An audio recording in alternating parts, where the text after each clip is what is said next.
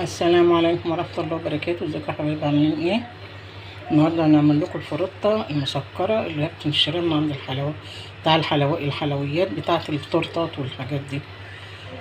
طبعا موسم البطيخ شغال، وهي نازلة بقالها فترة كبيرة على السوشيال ميديا، فقلت اعملها لكم يعني. انا بحب اعمل اي حاجة تشاركوا فيها معايا. كلنا البطيخ. طبعا بنغسل البطيخة قبل ما بناكلها، وبعد ما بناكلها برضو بنقطع منها كده، بنقطعها عشان خاطر ناكل اللي فيها، وبعدين نخليها ننزعها خالص كده من القشرة خالص كده، ننزعها خالص، تبقى في حتة حمرا كده بنشيلها نتخلص منها. وهنقشرها دلوقتي. طبعا غسلته برضو قبل ما اقشره. انا بعد ما جيت بعد كده قبل ما اقشره كده غسلته. هوريكم بقى، وقطعته كده، قطعته مكعبات صغيرة كده، يبقى قد حجم الزبيباية. هقشر معاه اهو. ويا ريت تكون البطيخة قشرتها سميكة شوية تخينة، عشان لما نقطعها كده ما تبقاش رقيقة قوي. هناخد منها الجزء ده ما يبقاش رقيق اهو. قطعناها اهو. هنعمل بقى كده بسم الله الرحمن الرحيم. ولو عريضة من هنا نعملها على 3 أو على 4، وهنقطعها كده. عايزة اجيب طبق ثواني اهو. نقطعها مكعبات كده اهو. دي هي المكعب بتاعها عريض شوية، اعملها على 3 أو على 4 اهو. ونقطع كده السم كده اهو.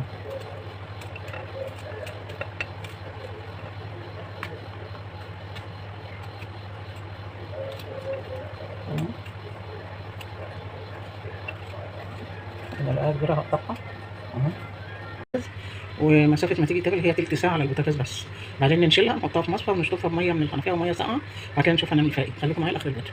بصوا يا حبايبي، أنا بعد ما رفعتها على النار وبعد ما غليت عديت تلت ساعة بالظبط، وبنشيل الريم برضو كده من عليها. أنا شلت من عليها ريم كتير بس رميته، بس حبيت أوريكم برضو معايا اهو. أنا مصفيها بس برضو لازم نشيل الريم، ومن وقت تاني كنت بقلبها كده عشان تاخد سوا بعض كده. بقى هصفيها وهحطها في المصفى واشطفها من الحنفية. خليكم معايا بقى لما اروح اصفيها. طفيت عليها انا كده، شطفته بقى ونزلته على النار على البوتاجاز، وشطفته وصفيته في المصفى اهو.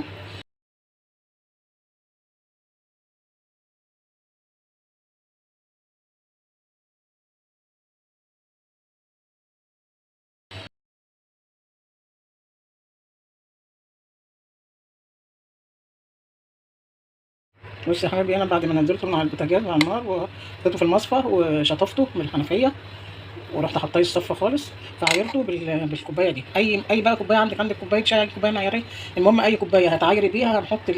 هنحط المقدار السكر زي ما عايرت. يعني انا دول طلعوا 3 كوبايات من الكوبايه المعياريه دي، 3 كوبايات من قشر البطيخ.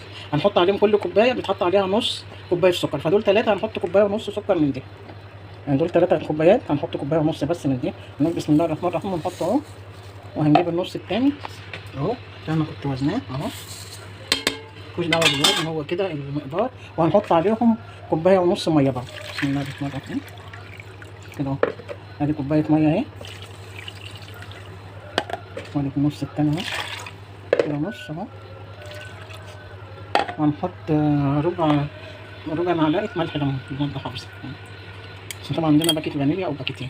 هنرفعه على النار بقى ونفضل معاه لغايه ما ينزل ما السكر ده يبقى زي العسل كده، ويشرب كله مع الفروته دي. خليكم معايا، انا هرفعه على النار دلوقتي. حاجه هنا اهوت حطيناه يغلي. واي ريم برده بنشيله، انا شلت منه ريم. اي ريم نلاقيه كده هنشيله كده. نتعامل معاه معامله المربى بالظبط. اي ريم كده هنشيله، عشان الريم دوت بيبوظ الحاجه.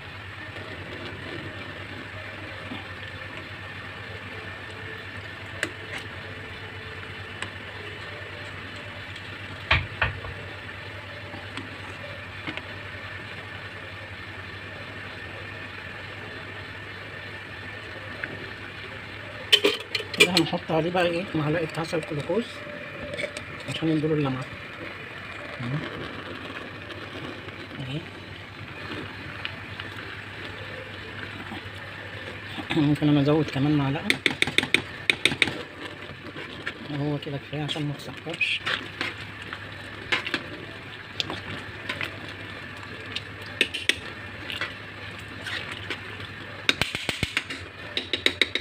حطينا معلقه العسل الكلوكوز، وهنقلب تاني نقلب برضه، لو لقينا ريم هنشيل.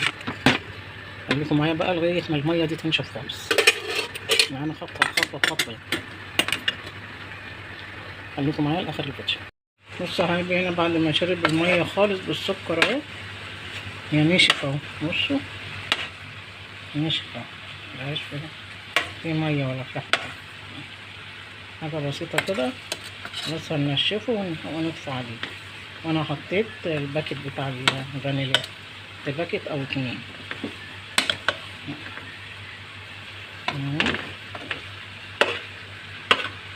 مفيش اهو، حاجه بسيطه ما تسكرش. خلاص اطفيه، هطفي عليه بقى واوريكم هنعمل ايه فيه.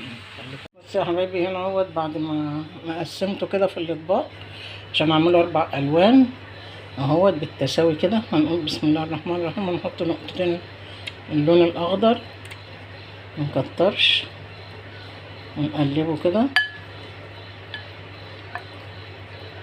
نقلب فيه لغاية ما اللون كله يتشرب.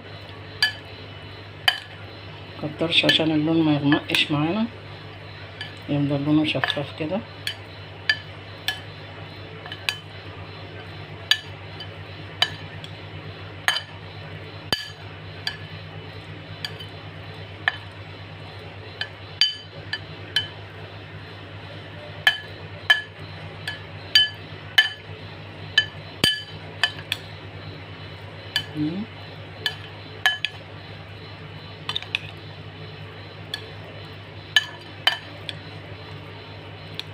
هما نقطتين.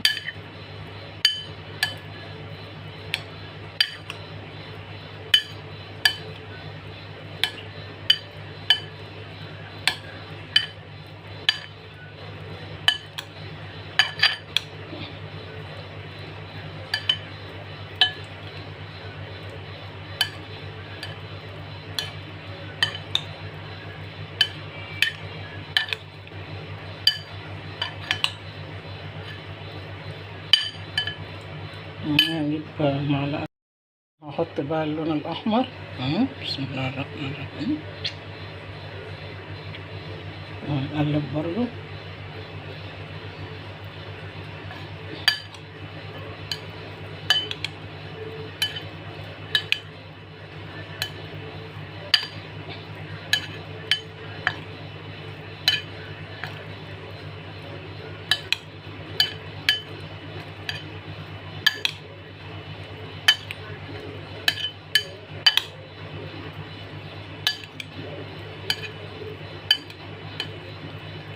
نقلب بقى واظبط. وهنا هنعمل لون اصفر، ما عنديش جل، هنحط اللي هو اللون البودرة كده، نقلب بقى.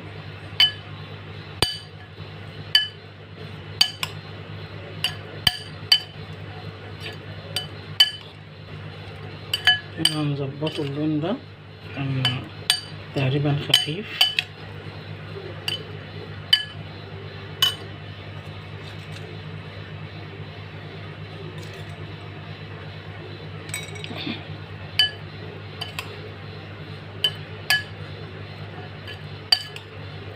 ده هفضل اظبطه لما اللون يبقى حلو. هنا بقى عايزه اعمل اورانج، فانا ما عنديش اورانج، هنحط شويه من الاصفر ده اهو، ونحط من الاحمر نقطه.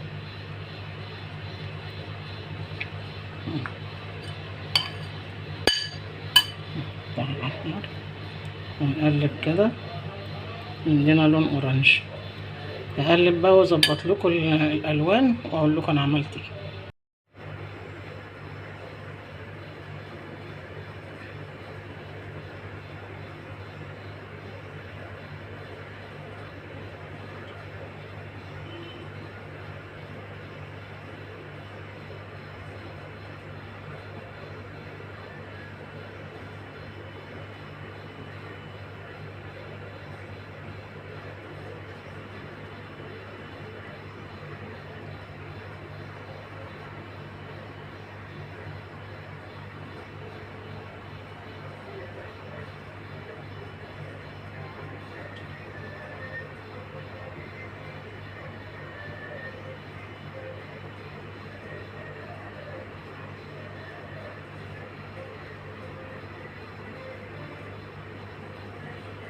بص يا حبايبي، بعد ما عملتهم، ما لونت بقى الالوان، دخلتهم في بعض، ما زودتش حاجه غير الاصفر ده، حطيت له سنه كمان من الاصفر، ظبطت اللون اللي هو الاورنج ده عشان يبقى اورنج مش احمر. حطيت نقطه واحده احمر، وربع معلقه من اللون البودره الاورنج دوت، عشان يبقى اللي هو الاصفر ده اللي هو زي بودره الزعفران. فادتني اللون ايه، الاورنج المحمر الفاتح، وده الاحمر اهو، وهنا الاصفر اهو. ولازم نعمله نلونه وهو لسه دافي وهو سخن، يعني اول ما بنزله من على النار بقسمه لاربع اجزاء وهو سخن، ونحط عليه الالوان وهو سخن عشان يتشرب وهو لسه فيه الماده اللزجه بتاع السكر. والاخضر اهو، والالوان دي الوان طعام، طبعا بنجيبها من عند العطار، اللي هو الجل الطعام ده، يعني الوان صحيه اهوت. فردناهم بقى على ورق على ورق زبده، لازم ورق زبده عشان ورق الزبده ما بيشربش السوائل، بينشفها، لان لو اي ورق تاني غيره هيبقى يطرى تحتيها ومش هتنشف. هنسيبها 24 ساعه في درجه حراره الغرفه، يعني مش هنحطها ولا في شمس ولا في تلاجة ولا كان في المطبخ، زي ما هي كده فردناها على ورق الزبدة 24 ساعة. وبعد كده نشوف هنقسمها ازاي وهنعينها ازاي. خليكم معايا لاخر الفيديو. بص يا حبايبي، هنا بعد ما نشف بقى خالص اهو، بعد 24 ساعة من بالليل لتاني يوم بالليل اهو. اهو اهو اهو، ده الاحمر، وده اللي ملقه اورانج شوية اهو. هنحطه بقى كله دلوقتي في طبق واحد عشان نقلبه مع بعض، ونحطه في اكياس. لو عندك مكان في الفريزر تحطيه في علب صغيرة كده، الشفافة البلاستيك دي، منحطش كل شوية مع بعض كده. واحنا طبعا هنقلبه على بعض، نلونه مع بعض.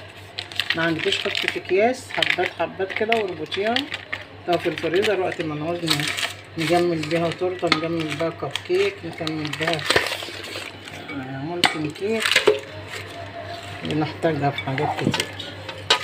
هي دي الفروتة المسكرة اللي بنجيبها من عند الحلوانية بتوع التورتايه.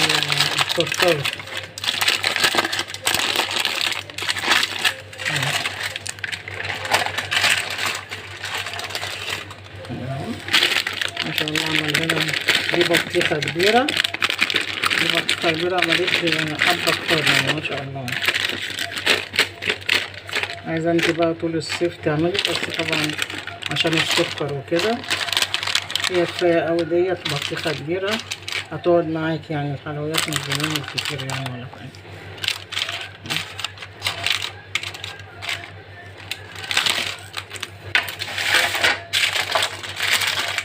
الحمرا دي أورانج اهي،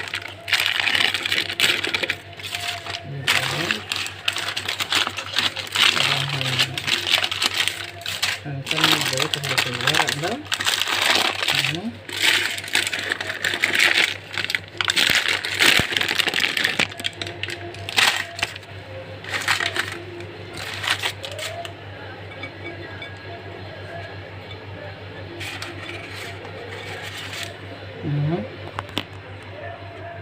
انا هحطه بقى في قلب هحطه في اكياس واوريهولكم.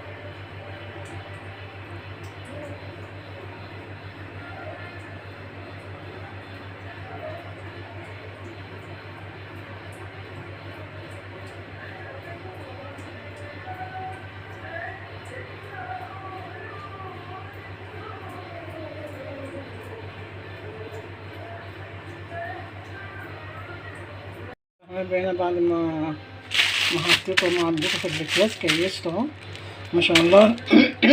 طلع 5 اكياس، كل كيس ربع كيلو، يعني طلعنا كيلو وربع. الكيلو منه بيتباع بالشيء الفلاني، بيتباع غالي طبعا. كان اول زمان رخيص وما كانش له قيمه ولا كان حد بيحب يجيبه قوي، فدلوقتي له سعر غالي زي الكريس كده بالظبط، عشان هو بيحل محل الكريس. وعملناه من ما فيش مع قشر بطيخ، احنا كلنا البطيخ واستعملنا القشر واستخدمنا كيلو الا ربع سكر بس. هو ده كل عملناه. لو انت جبت كيلو منه ولا جبت ربع كيلو بتمن اللي احنا بتمن التكلفة اللي احنا عملناها. جربيه وقولي رأيكم ايه. ما تنسونيش في لايك وشير وتفعلوا الجرس عشان يوصلكم كل جديد. بحبكم في الله وجزاكم الله كل خير، وكل سنة وانتم طيبين، والسلام عليكم ورحمة الله وبركاته.